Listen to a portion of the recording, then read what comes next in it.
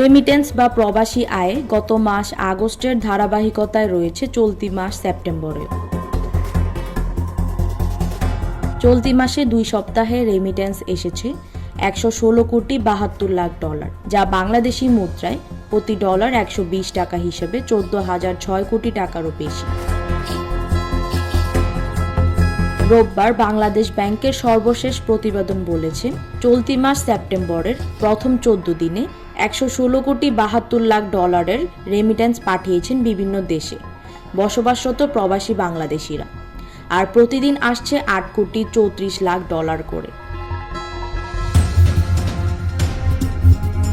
এভাবে রেমিটেন্স আসার ধারাবাহিকতা থাকলে চলতি মাসে $2.5 মিলিয়ন রেমিটেন্স আসবে। দেশের ইতিহাসে একক মাসে সর্বোচ্চ 260 কোটি ডলার রেমিটেন্স এসেছিল 2020 সালের জুলাই মাসে। বছরওয়ারি হিসেবে সর্বোচ্চ রেমিটেন্স আসে 2020-21 অর্থ বছরে।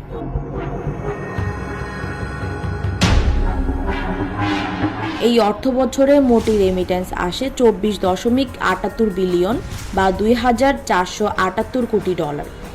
আর চলতি বছরের জুন মাসে ব্যাংকিং চ্যানেলে মোট 254 কোটি ডলারের প্রবাসী আয় দেশে এসেছে বাংলাদেশি মুদ্রায়, যা 29,718 কোটি টাকা। এটি এখন পর্যন্ত দ্বিতীয় সর্বোচ্চ রেমিটেন্স বা প্রবাসী আয়।